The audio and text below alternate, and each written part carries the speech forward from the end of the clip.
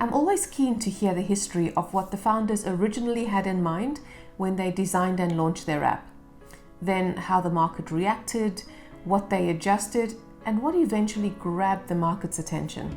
It's not often that the first idea and the market's success idea are the same, and it's not because the founders got it wrong, it's because this is the natural evolution of how an app develops and grows. There are two sides to app evolution. The first side is the planned roadmap.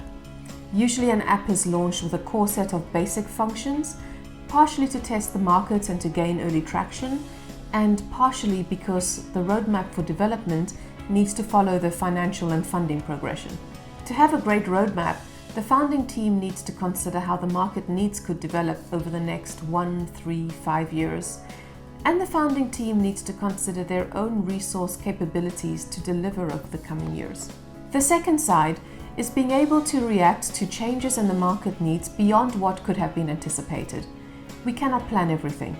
There may be other worldwide events that impact your users' expectations or their interests, and your roadmap will need to be readjusted. The most successful apps have stories of evolution. Take Instagram, for example. In 2010, it was a photo sharing app. 10 years later, it's a place for sharing photos, videos, stories, reels, and it's a great place for business promotion.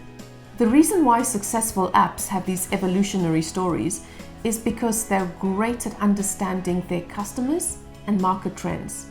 They know how to change, adapt, and reinvent themselves to always be one step ahead of what the market needs. Because launching an app is not a one-time event. Your app will need to always improve and evolve as the market demand changes, while staying true to your core purpose, of course.